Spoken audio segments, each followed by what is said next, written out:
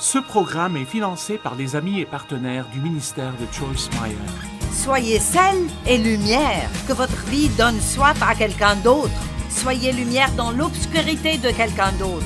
Arrêtez de penser à vous-même et Dieu fera plus pour vous en 5 minutes que vous pourriez avoir fait dans toute votre vie.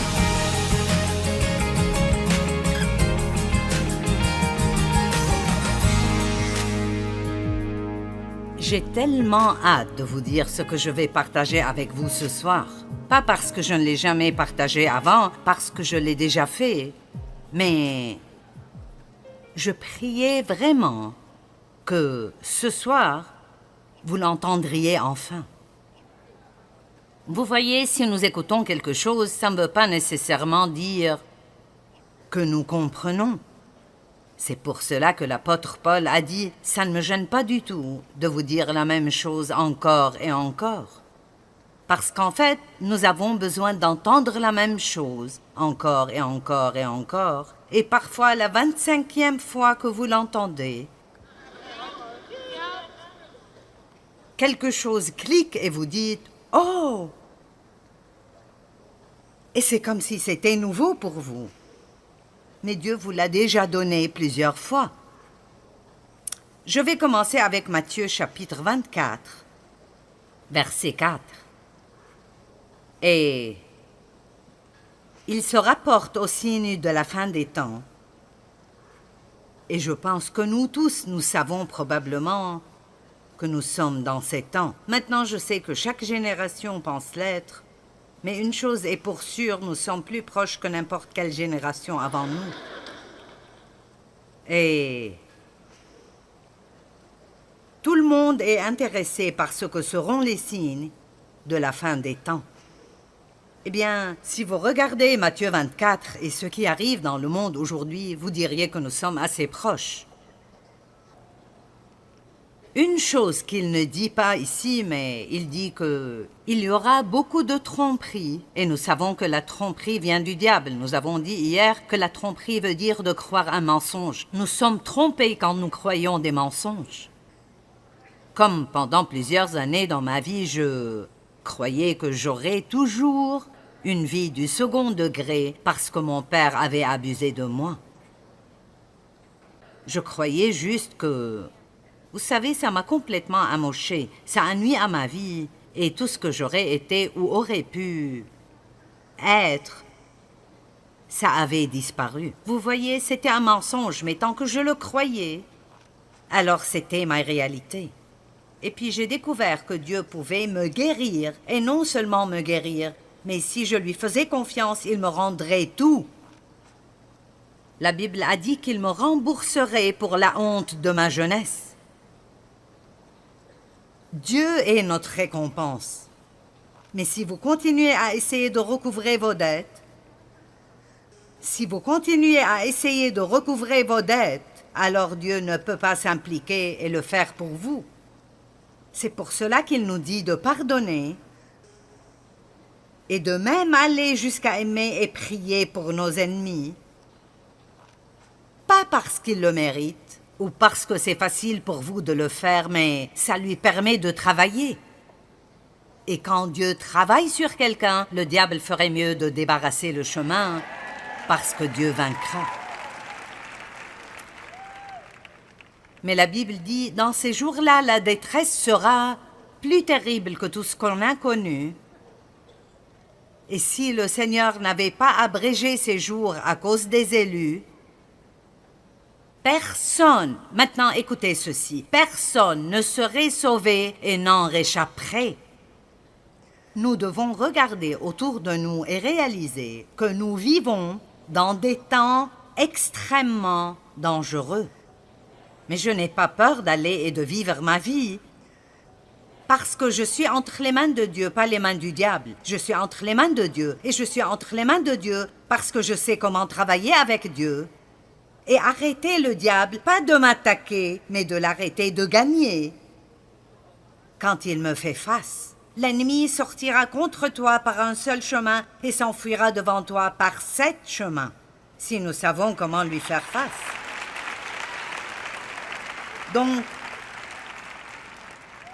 En commençant au verset 3, il dit, il voulait savoir, dis-nous quand cela arrivera-t-il et quels seront les signes.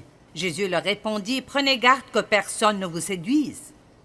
Donc vous ne pouvez pas juste assumer que vous êtes au-dessus de la déception parce que vous ne l'êtes pas.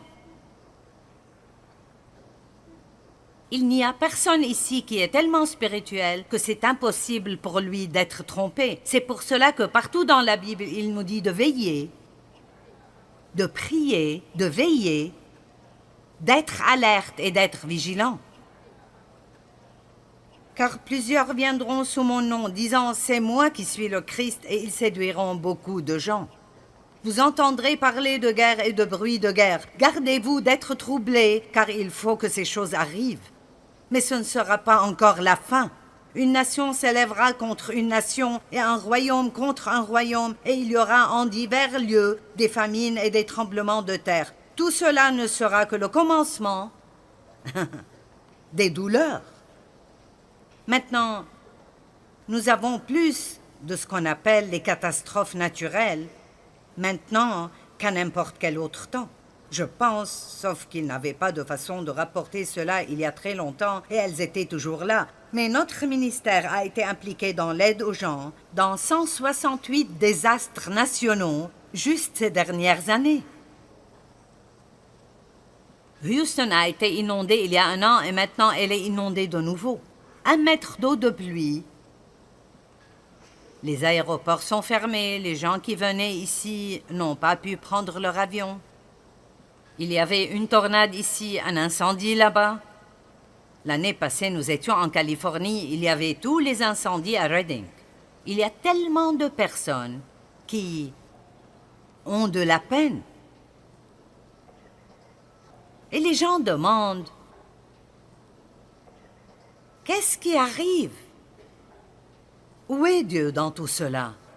Et vous savez, il y a un verset qui dit, plus le péché augmente, écoutez ça, la création tout entière gémit et attend la rédemption des fils de Dieu. Donc je pense que notre terre gémit, je pense qu'elle crie, que même elle ne peut pas durer plus longtemps sous le poids du péché et du manque de foi dans le monde aujourd'hui. Maintenant, bien que je suis devant des millions de personnes à la télévision et je suis dehors en public comme ça tout ce temps, je vis une vie assez isolée et ça semble probablement étrange, mais c'est vrai.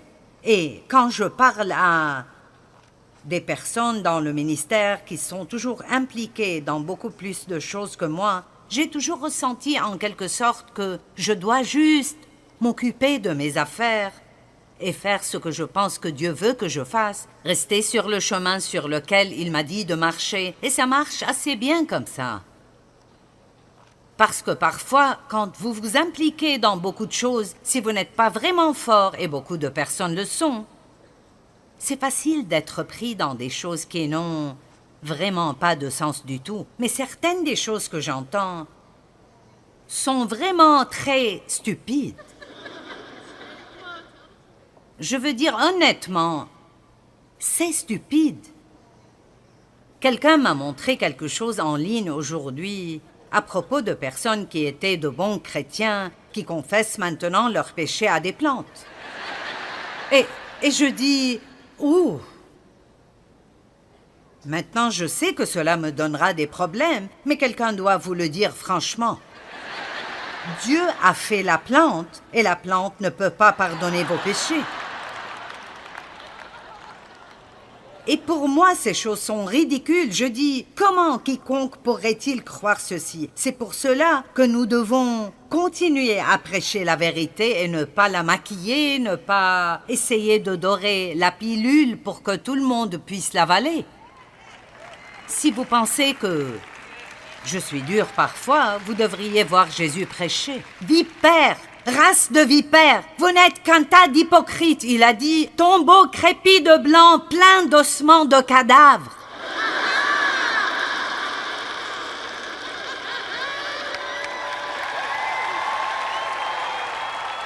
Je suis un peu protectrice envers la réputation de Dieu. parfois. Chris Kane et moi faisions du shopping une fois. Et nous sommes entrés dans ce magasin. La vendeuse a dit « Oh, qu'est-ce qui vous amène ?» Eh bien, nous avons une conférence chrétienne. Et elle a dit « Oh oui, je suis spirituelle aussi. » Et tout de suite, cela active mes antennes. « Oh, tu es spirituelle ?» Elle n'a pas dit qu'elle était une chrétienne, mais spirituelle. Et donc, nous avons continué à parler et à un moment,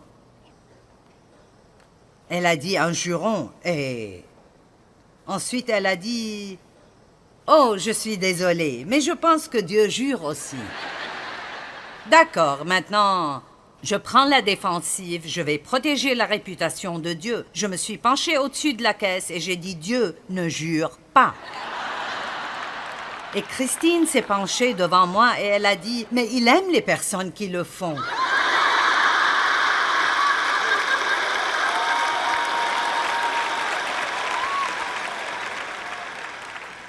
Et ce que Dieu m'a dit plus tard est « Tu essaies de nettoyer le poisson avant de l'avoir pêché. » Elle a le cœur d'une évangéliste et elle voulait que cette fille soit sauvée. Et je suis une enseignante et j'aime la maturité spirituelle et je voulais la corriger.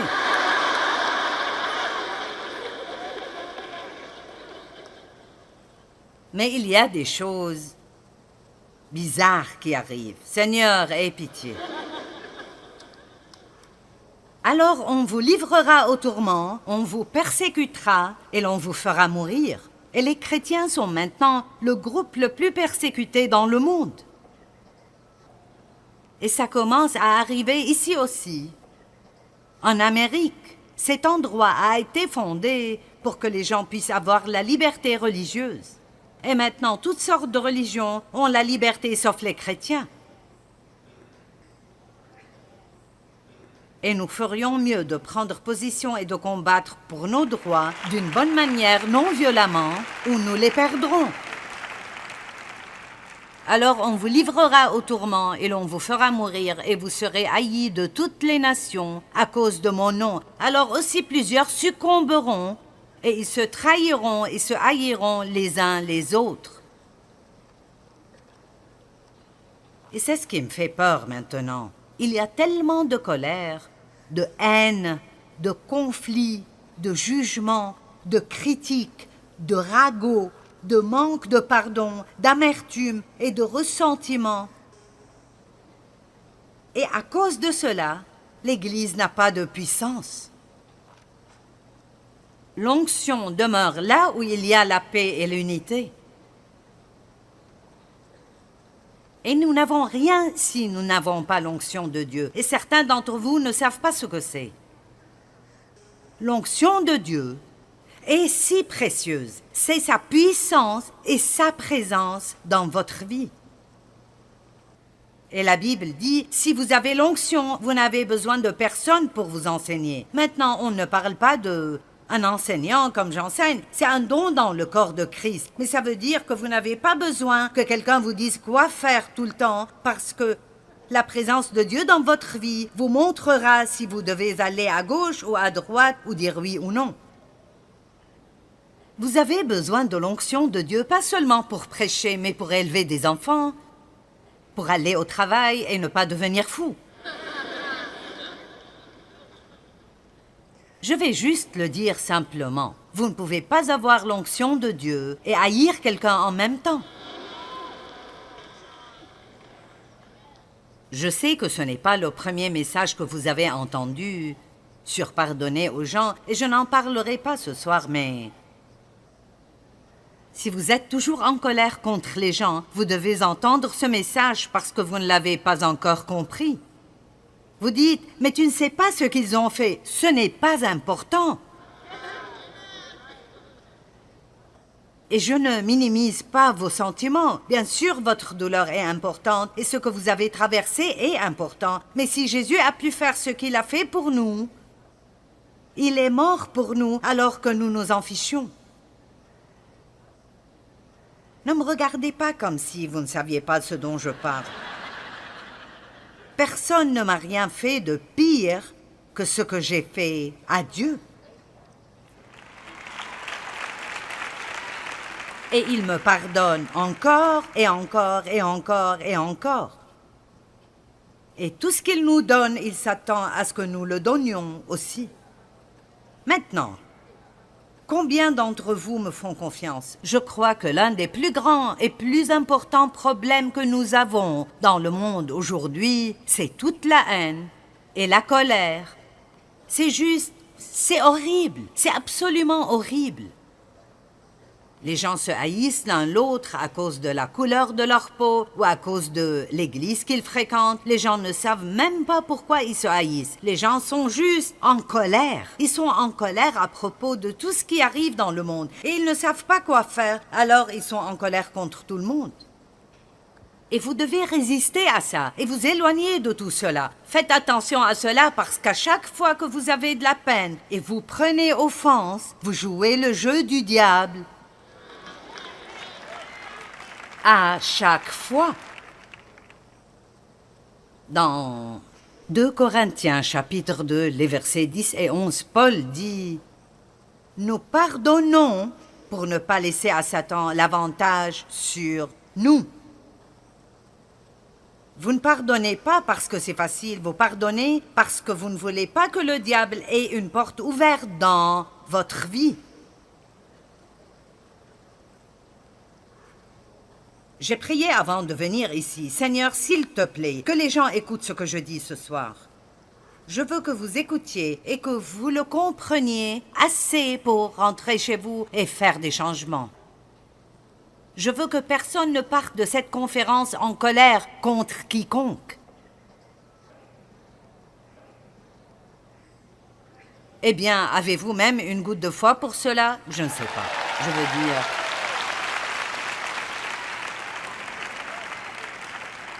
Je suis désolée, mais je ne peux pas vous donner une crème frappée et des gâteaux ce soir. Si vous voulez juste un autre bol de sucre, allez autre part. Nous servons de la viande et des légumes ici.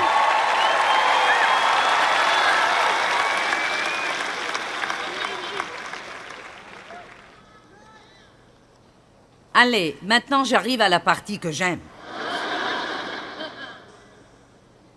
Plusieurs succomberont et ils se trahiront et se haïront les uns les autres. Plusieurs faux prophètes s'élèveront et ils séduiront beaucoup de gens. Maintenant, verset 12. Et parce que l'iniquité se sera accrue, la charité du plus grand nombre se refroidira. C'est l'un des signes de la fin des temps. C'est que l'amour du plus grand nombre se refroidira, car même eux seront pris dans la méchanceté qui arrive dans le monde et tous les problèmes dans le monde. Et donc nous sommes tous en colère même contre Dieu et nous ne comprenons pas, et blablabla, bla bla, et ce que nous sommes supposés faire.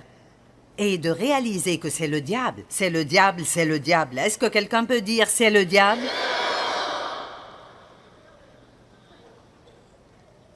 C'est lui. Et réaliser que l'amour est la forme la plus élevée de la guerre spirituelle. Maintenant, comprenez ceci, nous parlons de comment vaincre le diable.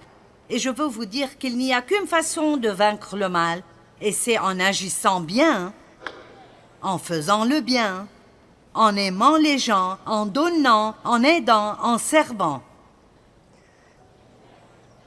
Et si je juge par l'expression sur vos visages pour déterminer si vous comprenez ceci ou pas, j'ai des problèmes ici. Je dois trouver quelqu'un avec qui je suis sur la même page.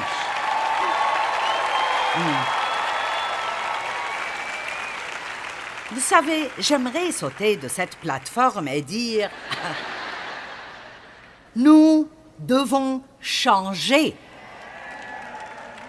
Et nous devons nous sortir de nos pensées et cesser d'être le centre de notre univers.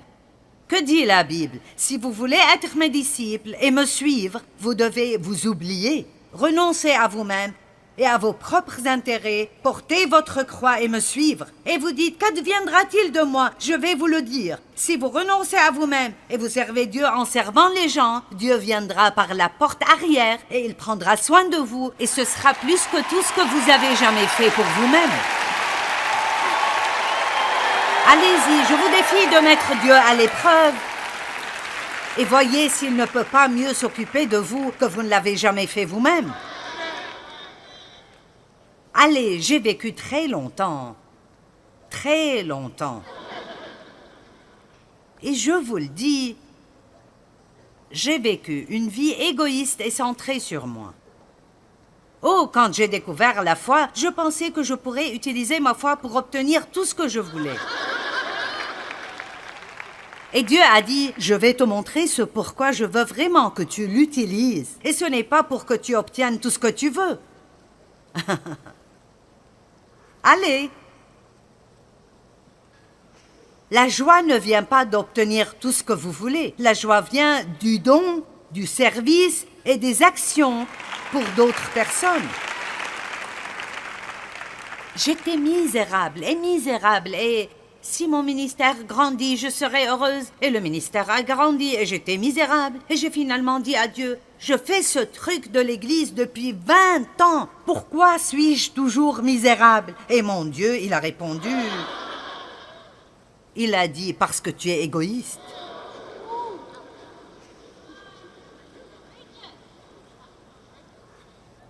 Je me demande s'il y a quelqu'un d'autre ici qui avait besoin d'être là le jour où j'ai prié cela. Qu'en est-il de moi? Qu'en est-il de moi? Qu'en est-il de moi?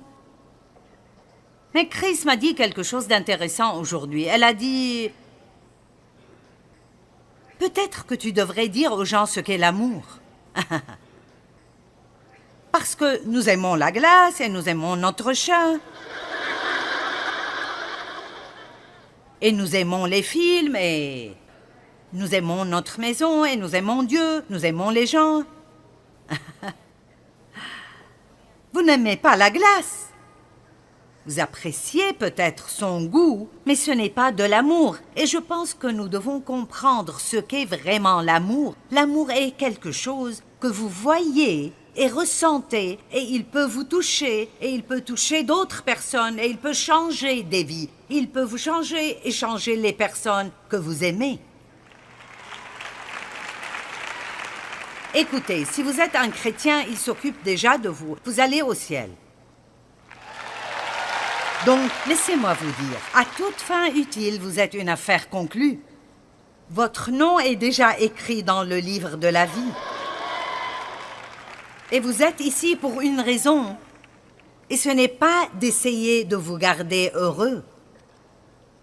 C'est de laisser votre lumière briller. Allez! Soyez sel et lumière, que votre vie donne soif à quelqu'un d'autre. Soyez lumière dans l'obscurité de quelqu'un d'autre. Arrêtez de penser à vous-même et Dieu fera plus pour vous en 5 minutes que vous pourriez avoir fait dans toute votre vie. Et vous serez si heureux que vous ne pourrez même plus vous contrôler. Beaucoup d'entre nous croient que nous vivons dans les derniers jours dont Jésus a parlé dans la Bible. Et dans sa parole, il dit que durant ces jours, notre amour pour autrui se refroidira. Mais nous pouvons vaincre cela si nous faisons simplement quelque chose de bien pour quelqu'un tous les jours. Quand nous marchons dans son amour, nous aurons la véritable joie.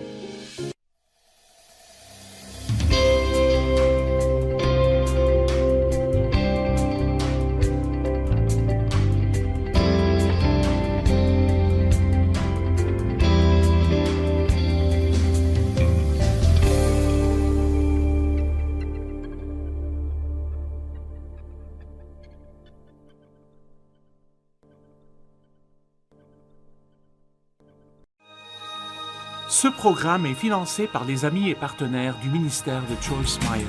Soyez sel et lumière, que votre vie donne soif à quelqu'un d'autre. Soyez lumière dans l'obscurité de quelqu'un d'autre. Arrêtez de penser à vous-même et Dieu fera plus pour vous en 5 minutes que vous pourriez avoir fait dans toute votre vie.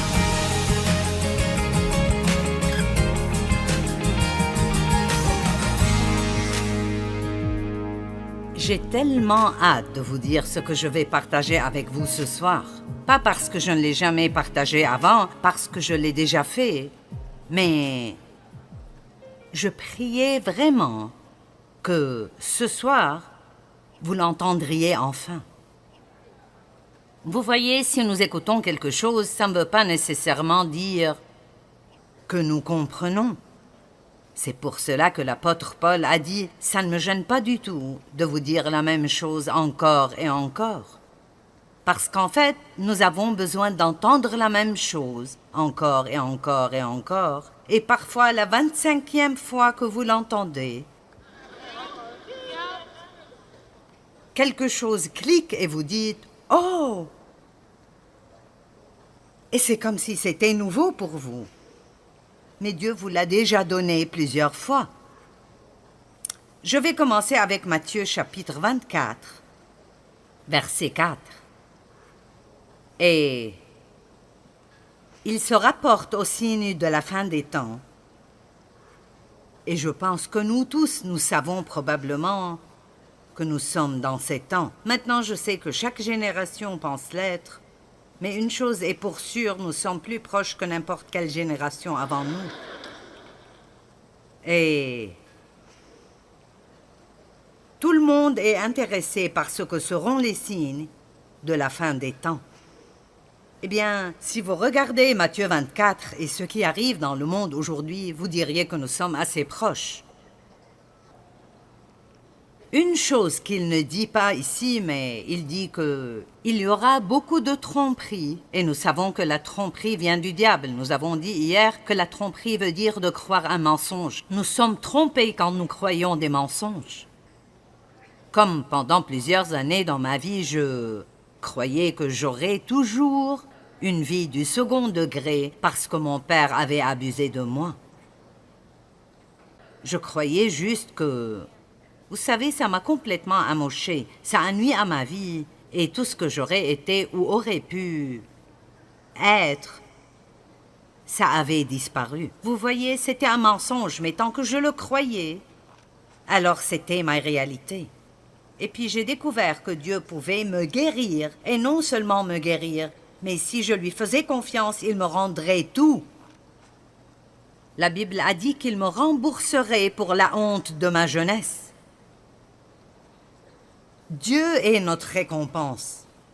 Mais si vous continuez à essayer de recouvrer vos dettes, alors Dieu ne peut pas s'impliquer et le faire pour vous.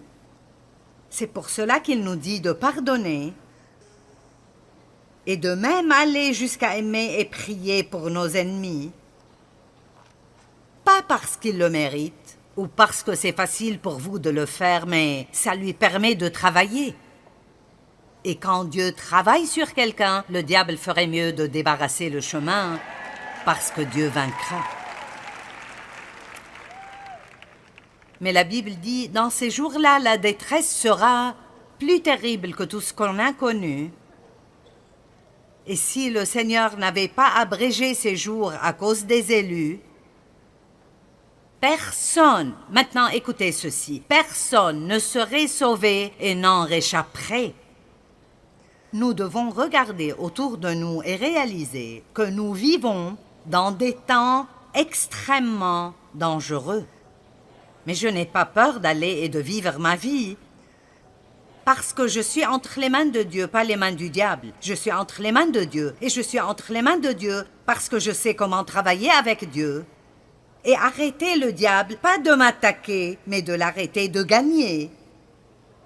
Quand il me fait face, l'ennemi sortira contre toi par un seul chemin et s'enfuira devant toi par 7 chemins, si nous savons comment lui faire face. Donc, En commençant au verset 3, il dit, il voulait savoir, dis-nous quand cela arrivera-t-il et quels seront les signes. Jésus leur répondit, prenez garde que personne ne vous séduise.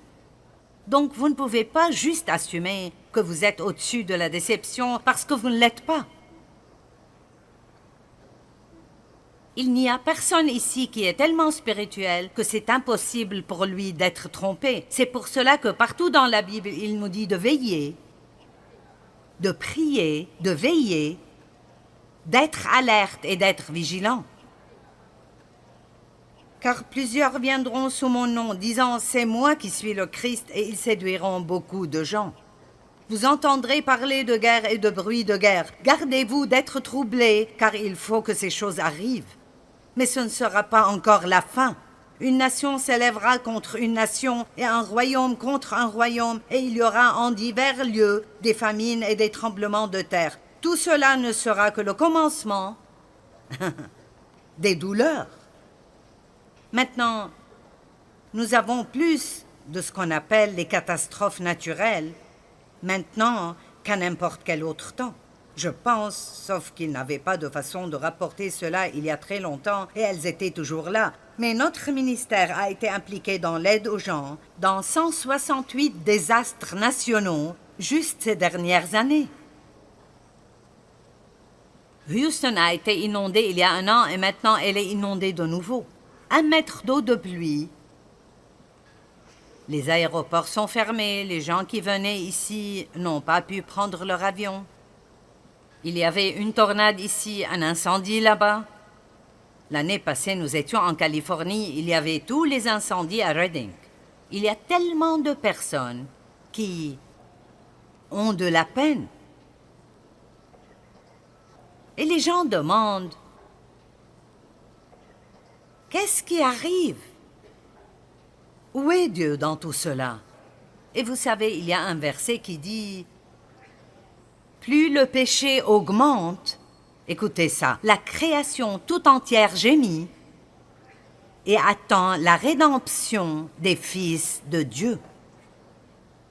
Donc je pense que notre terre gémit, je pense qu'elle crie, que même elle ne peut pas durer plus longtemps sous le poids du péché et du manque de foi dans le monde aujourd'hui.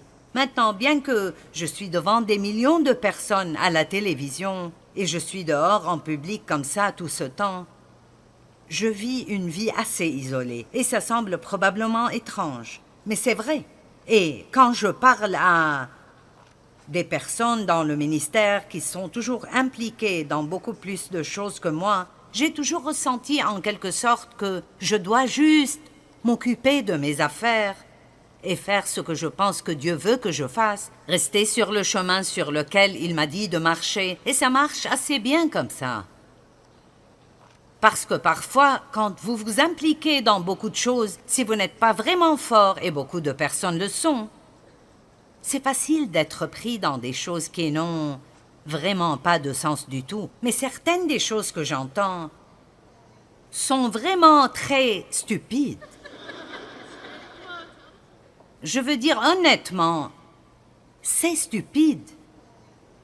Quelqu'un m'a montré quelque chose en ligne aujourd'hui à propos de personnes qui étaient de bons chrétiens qui confessent maintenant leurs péchés à des plantes. Et je dis, ouh! Maintenant, je sais que cela me donnera des problèmes, mais quelqu'un doit vous le dire franchement.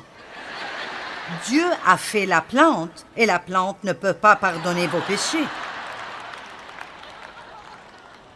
Et pour moi, ces choses sont ridicules. Je dis, comment quiconque pourrait-il croire ceci? C'est pour cela que nous devons continuer à prêcher la vérité et ne pas la maquiller, ne pas essayer de dorer la pilule pour que tout le monde puisse l'avaler. Si vous pensez que je suis dur parfois, vous devriez voir Jésus prêcher. Vipère! Race de vipères, vous n'êtes qu'un tas d'hypocrites, il a dit, tombeau crépi de blanc, plein d'ossements de cadavres.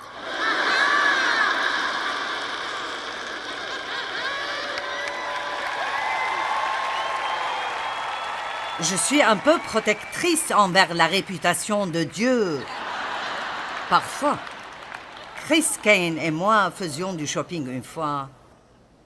Et nous sommes entrés dans ce magasin. La vendeuse a dit « Oh, qu'est-ce qui vous amène ?» Eh bien, nous avons une conférence chrétienne. Et elle a dit « Oh oui, je suis spirituelle aussi. » Et tout de suite, cela active mes antennes. « Oh, tu es spirituelle ?» Elle n'a pas dit qu'elle était une chrétienne, mais spirituelle. Et donc, nous avons continué à parler et à un moment, elle a dit un juron et ensuite elle a dit « Oh, je suis désolée, mais je pense que Dieu jure aussi. » D'accord, maintenant, je prends la défensive, je vais protéger la réputation de Dieu. Je me suis penchée au-dessus de la caisse et j'ai dit « Dieu ne jure pas. » Et Christine s'est penchée devant moi et elle a dit « Mais il aime les personnes qui le font. »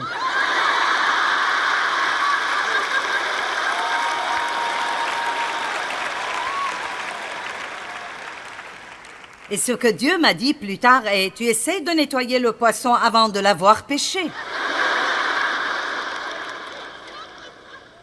Elle a le cœur d'une évangéliste et elle voulait que cette fille soit sauvée. Et je suis une enseignante et j'aime la maturité spirituelle et je voulais la corriger.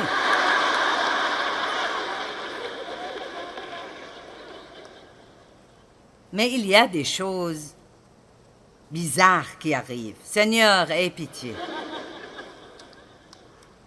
Alors on vous livrera au tourment, on vous persécutera et l'on vous fera mourir. Et les chrétiens sont maintenant le groupe le plus persécuté dans le monde. Et ça commence à arriver ici aussi. En Amérique, cet endroit a été fondé pour que les gens puissent avoir la liberté religieuse. Et maintenant, toutes sortes de religions ont la liberté sauf les chrétiens. Et nous ferions mieux de prendre position et de combattre pour nos droits d'une bonne manière, non violemment, ou nous les perdrons. Alors on vous livrera au tourment et l'on vous fera mourir et vous serez haïs de toutes les nations à cause de mon nom. Alors aussi plusieurs succomberont et ils se trahiront et se haïront les uns les autres. Et c'est ce qui me fait peur maintenant. Il y a tellement de colère, de haine, de conflit, de jugement, de critique, de ragot, de manque de pardon, d'amertume et de ressentiment. Et à cause de cela, l'Église n'a pas de puissance.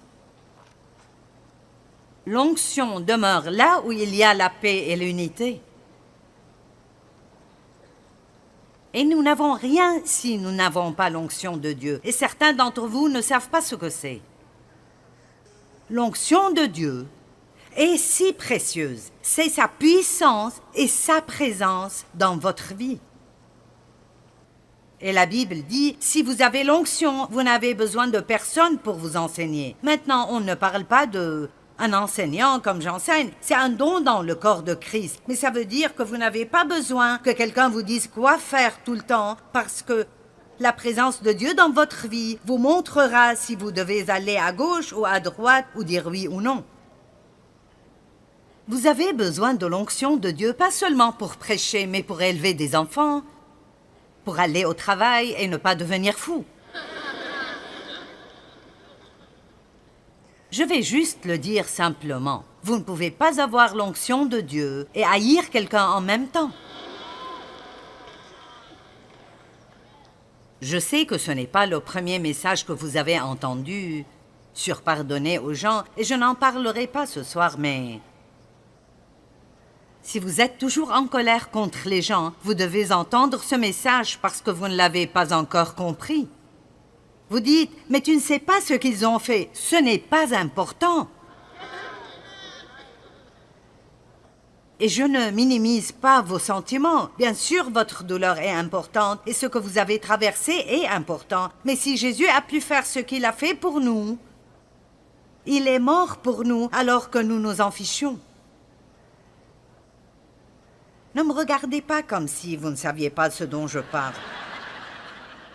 personne ne m'a rien fait de pire que ce que j'ai fait à Dieu. Et il me pardonne encore et encore et encore et encore. Et tout ce qu'il nous donne, il s'attend à ce que nous le donnions aussi. Maintenant, combien d'entre vous me font confiance? Je crois que l'un des plus grands et plus importants problèmes que nous avons dans le monde aujourd'hui, c'est toute la haine et la colère. C'est horrible, c'est absolument horrible. Les gens se haïssent l'un l'autre à cause de la couleur de leur peau ou à cause de l'église qu'ils fréquentent. Les gens ne savent même pas pourquoi ils se haïssent. Les gens sont juste en colère. Ils sont en colère à propos de tout ce qui arrive dans le monde. Et ils ne savent pas quoi faire. Alors ils sont en colère contre tout le monde. Et vous devez résister à ça et vous éloigner de tout cela. Faites attention à cela parce qu'à chaque fois que vous avez de la peine et vous prenez offense, vous jouez le jeu du diable. À chaque fois. Dans 2 Corinthiens, chapitre 2, les versets 10 et 11, Paul dit « Nous pardonnons pour ne pas laisser à Satan l'avantage sur nous. » Vous ne pardonnez pas parce que c'est facile, vous pardonnez parce que vous ne voulez pas que le diable ait une porte ouverte dans votre vie. J'ai prié avant de venir ici. Seigneur, s'il te plaît, que les gens écoutent ce que je dis ce soir. Je veux que vous écoutiez et que vous le compreniez assez pour rentrer chez vous et faire des changements. Je veux que personne ne parte de cette conférence en colère contre quiconque. Eh bien, avez-vous même une goutte de foi pour cela? Je ne sais pas. Je veux dire...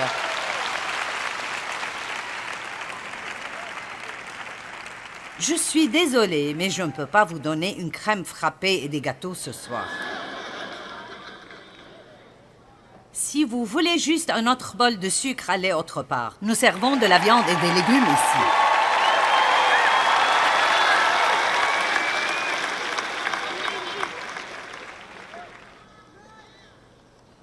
Allez, maintenant j'arrive à la partie que j'aime. Plusieurs succomberont et ils se trahiront et se haïront les uns les autres. Plusieurs faux prophètes s'élèveront et ils séduiront beaucoup de gens. Maintenant, verset 12.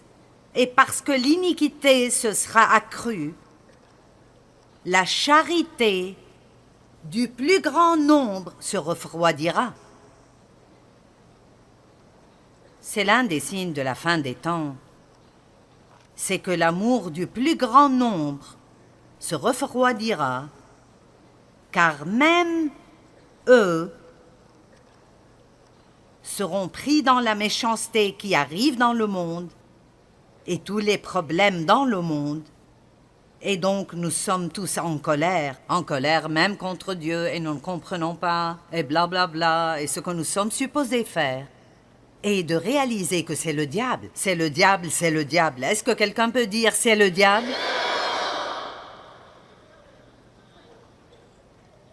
C'est lui. Et réaliser que l'amour est la forme la plus élevée de la guerre spirituelle.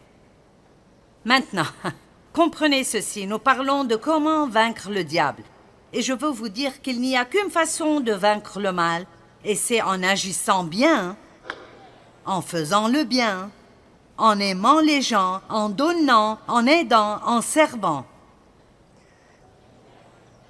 Et si je juge par l'expression sur vos visages pour déterminer si vous comprenez ceci ou pas, j'ai des problèmes ici. Je dois trouver quelqu'un avec qui je suis sur la même page.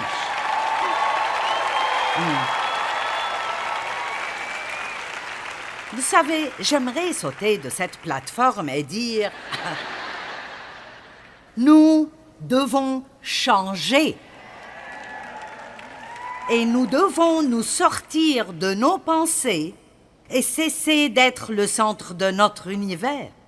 Que dit la Bible? Si vous voulez être mes disciples et me suivre, vous devez vous oublier, renoncer à vous-même et à vos propres intérêts, portez votre croix et me suivre. Et vous dites, qu'adviendra-t-il de moi? Je vais vous le dire. Si vous renoncez à vous-même et vous servez Dieu en servant les gens, Dieu viendra par la porte arrière et il prendra soin de vous et ce sera plus que tout ce que vous avez jamais fait pour vous-même.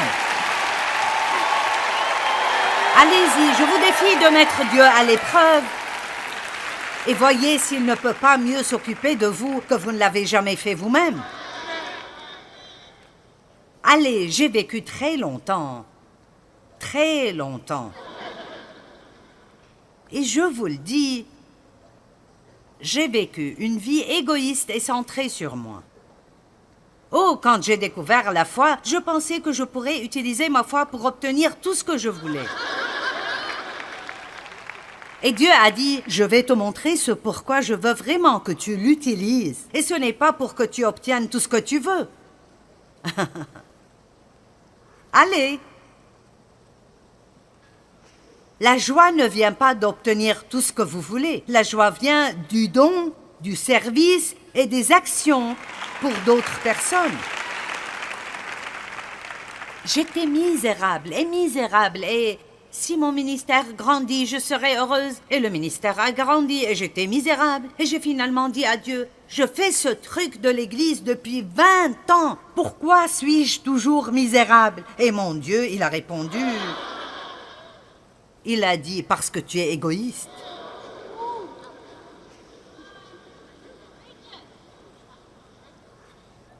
Je me demande s'il y a quelqu'un d'autre ici qui avait besoin d'être là le jour où j'ai prié cela.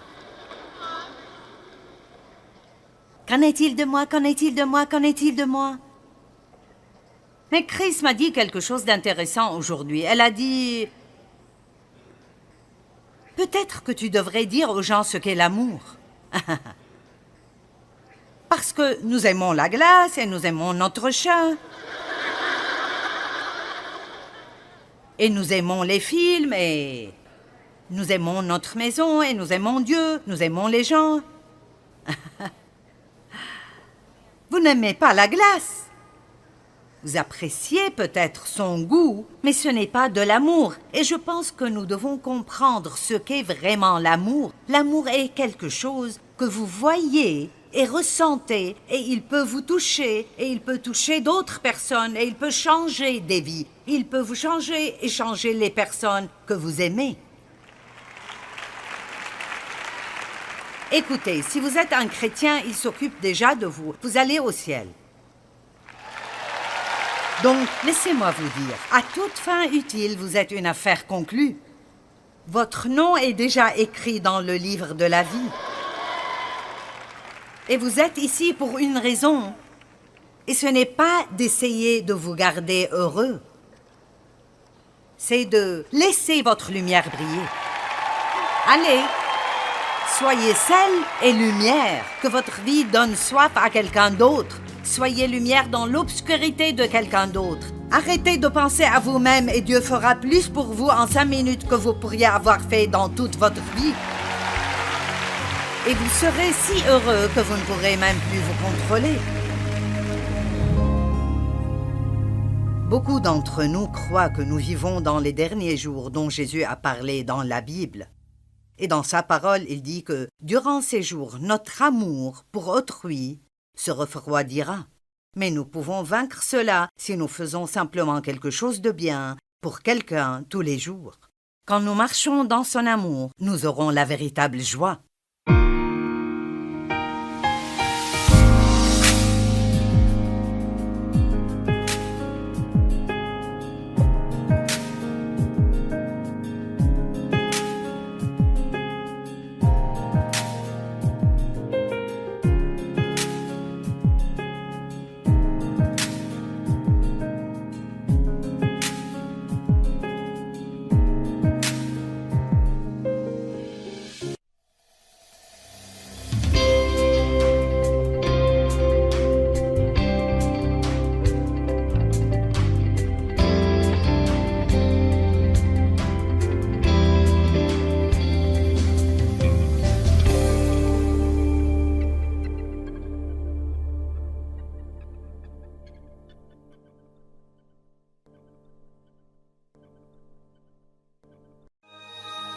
Ce programme est financé par les amis et partenaires du ministère de Joyce Meyer. Soyez sel et lumière, que votre vie donne soif à quelqu'un d'autre. Soyez lumière dans l'obscurité de quelqu'un d'autre. Arrêtez de penser à vous-même et Dieu fera plus pour vous en 5 minutes que vous pourriez avoir fait dans toute votre vie.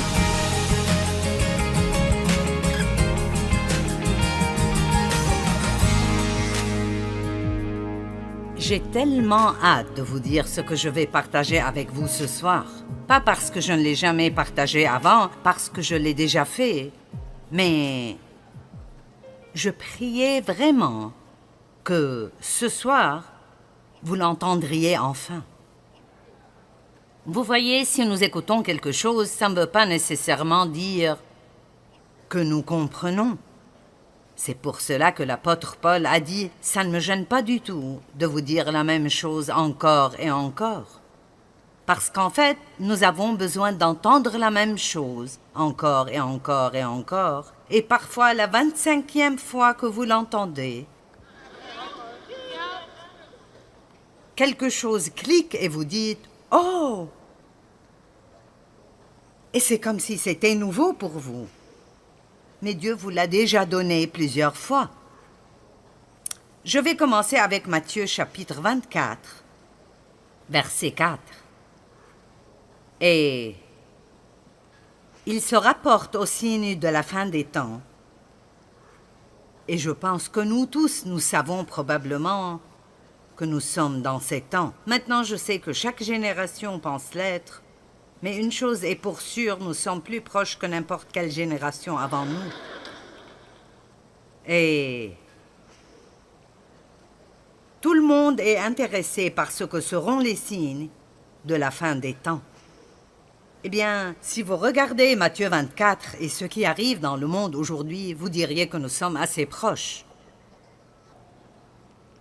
Une chose qu'il ne dit pas ici, mais il dit qu'il y aura beaucoup de tromperies. Et nous savons que la tromperie vient du diable. Nous avons dit hier que la tromperie veut dire de croire un mensonge. Nous sommes trompés quand nous croyons des mensonges. Comme pendant plusieurs années dans ma vie, je croyais que j'aurais toujours une vie du second degré parce que mon père avait abusé de moi. Je croyais juste que... Vous savez, ça m'a complètement amoché. Ça a nui à ma vie et tout ce que j'aurais été ou aurais pu être, ça avait disparu. Vous voyez, c'était un mensonge, mais tant que je le croyais, alors c'était ma réalité. Et puis j'ai découvert que Dieu pouvait me guérir, et non seulement me guérir, mais si je lui faisais confiance, il me rendrait tout. La Bible a dit qu'il me rembourserait pour la honte de ma jeunesse. Dieu est notre récompense. Mais si vous continuez à essayer de recouvrer vos dettes, alors Dieu ne peut pas s'impliquer et le faire pour vous. C'est pour cela qu'il nous dit de pardonner et de même aller jusqu'à aimer et prier pour nos ennemis, pas parce qu'ils le méritent, ou parce que c'est facile pour vous de le faire, mais ça lui permet de travailler. Et quand Dieu travaille sur quelqu'un, le diable ferait mieux de débarrasser le chemin, parce que Dieu vaincra. Mais la Bible dit, dans ces jours-là, la détresse sera plus terrible que tout ce qu'on a connu. Et si le Seigneur n'avait pas abrégé ces jours à cause des élus, personne, maintenant écoutez ceci, personne ne serait sauvé et n'en réchapperait. Nous devons regarder autour de nous et réaliser que nous vivons dans des temps extrêmement dangereux. Mais je n'ai pas peur d'aller et de vivre ma vie parce que je suis entre les mains de Dieu, pas les mains du diable. Je suis entre les mains de Dieu et je suis entre les mains de Dieu parce que je sais comment travailler avec Dieu. Et arrêter le diable, pas de m'attaquer, mais de l'arrêter de gagner. Quand il me fait face, l'ennemi sortira contre toi par un seul chemin et s'enfuira devant toi par 7 chemins, si nous savons comment lui faire face. Donc, En commençant au verset 3, il dit, il voulait savoir, dis-nous quand cela arrivera-t-il et quels seront les signes. Jésus leur répondit, prenez garde que personne ne vous séduise. Donc vous ne pouvez pas juste assumer que vous êtes au-dessus de la déception parce que vous ne l'êtes pas. Il n'y a personne ici qui est tellement spirituel que c'est impossible pour lui d'être trompé. C'est pour cela que partout dans la Bible, il nous dit de veiller, de prier, de veiller, d'être alerte et d'être vigilant. Car plusieurs viendront sous mon nom, disant « C'est moi qui suis le Christ » et ils séduiront beaucoup de gens. Vous entendrez parler de guerre et de bruit de guerre. Gardez-vous d'être troublés, car il faut que ces choses arrivent. Mais ce ne sera pas encore la fin. Une nation s'élèvera contre une nation et un royaume contre un royaume, et il y aura en divers lieux des famines et des tremblements de terre. Tout cela ne sera que le commencement des douleurs. Maintenant, nous avons plus de ce qu'on appelle les catastrophes naturelles maintenant qu'à n'importe quel autre temps. Je pense, sauf qu'ils n'avaient pas de façon de rapporter cela il y a très longtemps et elles étaient toujours là. Mais notre ministère a été impliqué dans l'aide aux gens dans 168 désastres nationaux juste ces dernières années. Houston a été inondée il y a un an et maintenant elle est inondée de nouveau. 1 mètre d'eau de pluie. Les aéroports sont fermés, les gens qui venaient ici n'ont pas pu prendre leur avion. Il y avait une tornade ici, un incendie là-bas. L'année passée, nous étions en Californie, il y avait tous les incendies à Redding. Il y a tellement de personnes qui ont de la peine. Et les gens demandent, qu'est-ce qui arrive? Où est Dieu dans tout cela? Et vous savez, il y a un verset qui dit, plus le péché augmente, écoutez ça, la création tout entière gémit et attend la rédemption des fils de Dieu. Donc je pense que notre terre gémit, je pense qu'elle crie, que même elle ne peut pas durer plus longtemps sous le poids du péché et du manque de foi dans le monde aujourd'hui. Maintenant, bien que je suis devant des millions de personnes à la télévision et je suis dehors en public comme ça tout ce temps, je vis une vie assez isolée et ça semble probablement étrange, mais c'est vrai. Et quand je parle à des personnes dans le ministère qui sont toujours impliquées dans beaucoup plus de choses que moi, j'ai toujours ressenti en quelque sorte que je dois juste m'occuper de mes affaires et faire ce que je pense que Dieu veut que je fasse, rester sur le chemin sur lequel il m'a dit de marcher, et ça marche assez bien comme ça. Parce que parfois, quand vous vous impliquez dans beaucoup de choses, si vous n'êtes pas vraiment fort, et beaucoup de personnes le sont, c'est facile d'être pris dans des choses qui n'ont vraiment pas de sens du tout. Mais certaines des choses que j'entends sont vraiment très stupides. Je veux dire honnêtement, c'est stupide. Quelqu'un m'a montré quelque chose en ligne aujourd'hui à propos de personnes qui étaient de bons chrétiens qui confessent maintenant leurs péchés à des plantes. Et je dis, ouh! Maintenant, je sais que cela me donnera des problèmes, mais quelqu'un doit vous le dire franchement. Dieu a fait la plante et la plante ne peut pas pardonner vos péchés.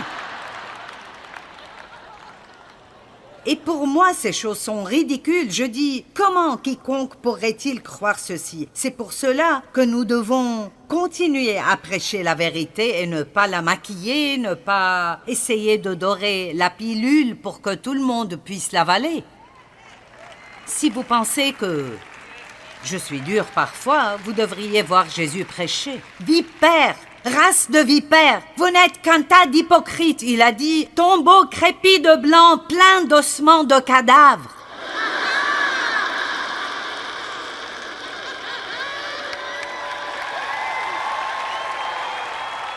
Je suis un peu protectrice envers la réputation de Dieu.